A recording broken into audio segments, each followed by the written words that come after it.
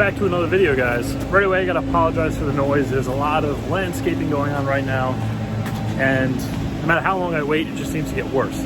So today we're gonna be jumping into the paint correction on the Malibu. This is something I wasn't initially going to film, but after just finishing clay barring this thing, the paint is in such shitty condition.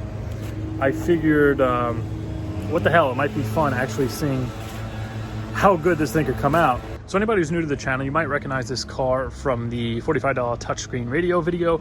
I bought this from a family friend for 150 bucks. The whole car I got for $150, and I just put brake lines in it, did some minor stuff, put the cheap head unit in it, and it's basically just a flip. So before I actually go and sell this, I just want to kind of address the paint.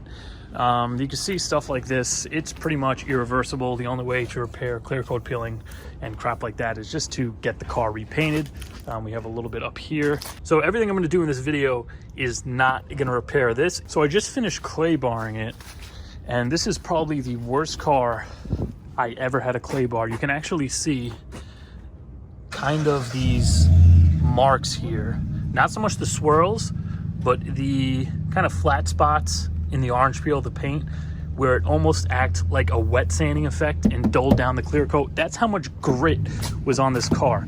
But I got it super smooth now. I ended up using the Mother's synthetic clay bar. I'm gonna put a link to the video where I worked on the Tahoe and used the same clay bar right up at the top of the screen. So if you want to just see how that's done and how the clay bar actually works, I definitely recommend going to check that out. But anyway, to get this buffed out, I'm going to use a wool pad. Now, it's probably not a great idea because the paint on this thing is in such shitty condition. Shitty, I mean kind of thin and flaking in some areas, but it is going to help in getting all these heavy swirls and the dullness out of the paint. So $150 car, I'm just going to go for it. I have my Harbor Freight rotary there with a wool pad, and I'm going to be using Meguiar's 105 Ultra Cut for my compound. Now this stuff is great for any heavy paint correction. This is what I used on my Camaro when I got it painted. After the wet sanding process, I used this to buff out the sanding scratches. It's a little expensive. It's about 35 bucks for this size, and I think this is the only size AutoZone carries. You might be able to get a smaller one online, but it is very, very good for removing swirls, deep imperfections, scuffs, stuff like that. So to get started here, I'm just gonna wipe the dust off. We'll put some 105 on the wool pad, and we'll just go for it. I'm not sure what I'm doing with speed.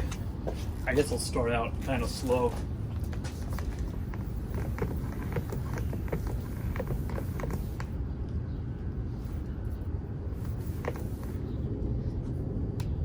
Start out at 10.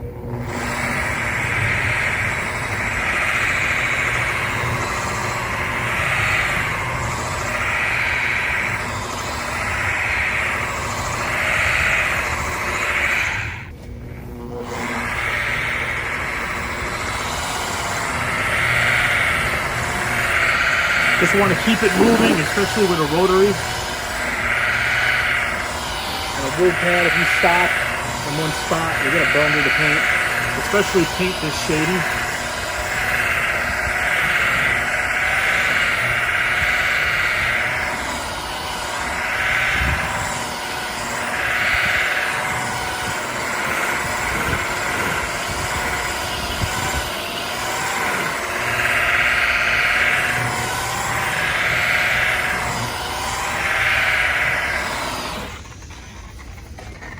If you're working on a car you actually care about, you can actually come in here with some tape, just tape off the rubber antenna, stuff like that. I mean, just from that little pass, I can already see a shine now. Look at that.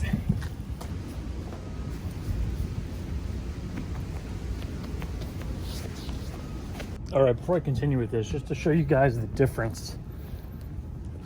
I already did most of the deck lid just in that like minute or so. I'm gonna tape off a spot that's still really swirly and dull. And then we'll finish buffing that side. Peel off the tape. You'll see exactly how shitty this paint is. I notice whenever I'm dealing with an old car with paint that has just never been touched by wax, the the wax that I'm using, or the compound, it always tends to just cake up really easily and just dry out. At first I thought it was my wax, so I got a fresh bottle because it was a few years old, but it's doing the same thing, and this is the second or third car. If I go and hit the Tahoe or the Camaro or something that has maintained paint, you could just buff it on and it'll come right off. All right guys, so to kind of assist with getting the rest of this Meguiar's off, it's getting very, very sticky and hard to remove. I'm just gonna come in with the DA and a polishing disc, and I just have some Adams finishing polish. I'm just gonna hit it with this to hopefully loosen some of that up. So now that the major kind of heavy stuff is done, this should come off relatively easily.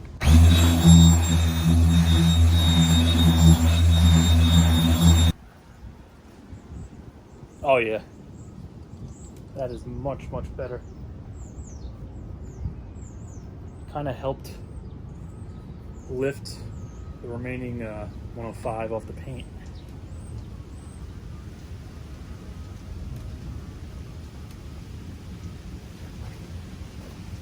I mean, right away, that is unbelievable how good that looks.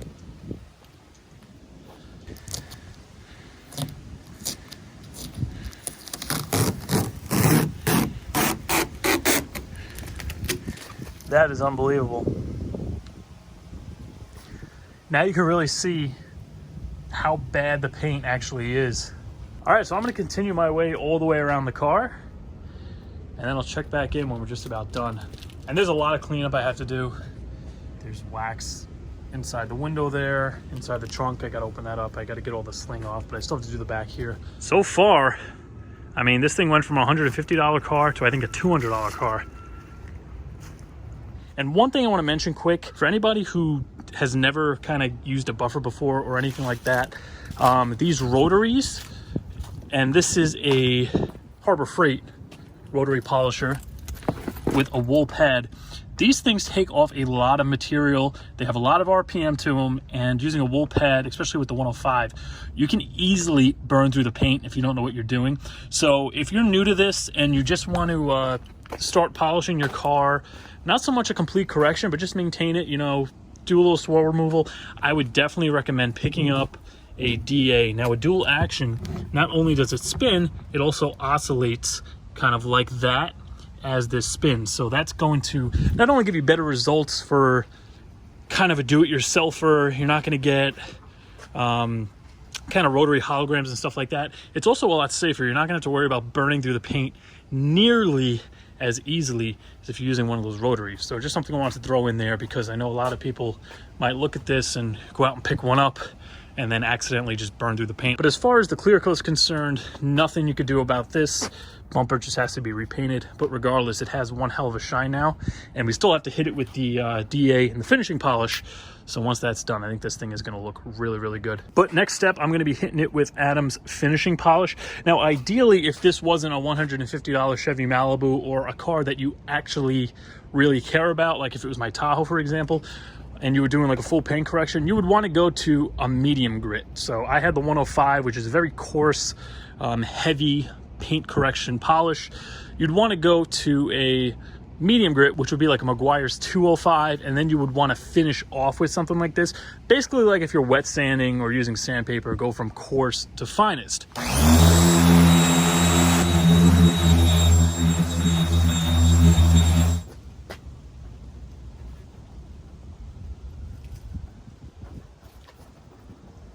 All right guys, so the Malibu is 95% of the way there.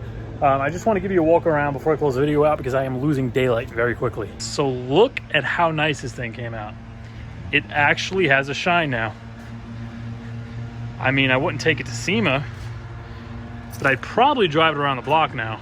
Remember before, bumper was totally dull. Has some shine to it now. I actually left the back door here untouched, just to kind of give you a before and after.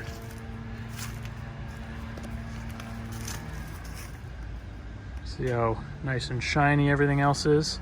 Come over to the door. Look at how dull and swirly that is compared to here and the back panel. So this is the only panel left on the whole car. I have to hit this with the 105 and then the Adams, and then the whole thing is going to be done. Now keep in mind, I didn't do a complete correction. This is more of just getting the shine back, because if you look closely, it still has some swirls going on, not nearly as bad as that. But I really didn't spend a long time trying to get all the swirls out, doing a 3-stage correction with the coarse, the medium grit, and the finishing polish. If I did that second step and went to like a 205, or just took a little bit longer with the 105, I would have gotten the rest of these kind of light swirls out. But all the heavy stuff that was causing the paint just to be dull and gross looking has been removed. But I mean, for a few hours of time and a little bit of polish, this thing looks friggin' amazing. I think I'm definitely gonna be able to get a little bit more for it. I mean, look at the inside. Only 48,000 miles on the thing. Got the touchscreen radio I installed. Back seats. I don't think anybody ever sat back here. I'll give you guys a quick look under the hood. I did actually clean under there. Got some leaves because it's been sitting in here a week or so.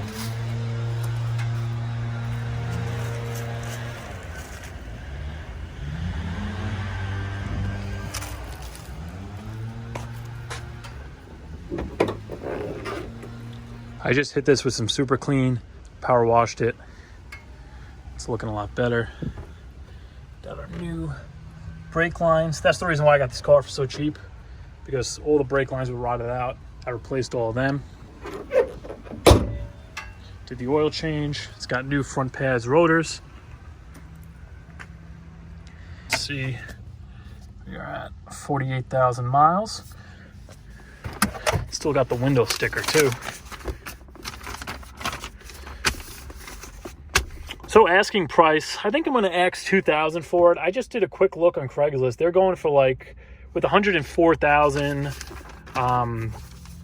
to like 150,000 miles. People have them listed as high as like 25 on some of them. So I don't think I'm crazy for asking $2 and then just working my way down from there. But I mean, the mileage, it's a one owner. It's kind of like a bare bones. It has freaking crank windows. That's why I put the radio in it. The radio had absolutely nothing to it. There was no cassette. Not that you would even use that, but it didn't even have a cassette player. It didn't have a CD player. I think this will make a pretty nice kind of beater daily driver for somebody, especially since the mileage is so low. But I'm gonna go finish this up real quick. For now, that's gonna do it for this one, guys. I'll see you in a few days.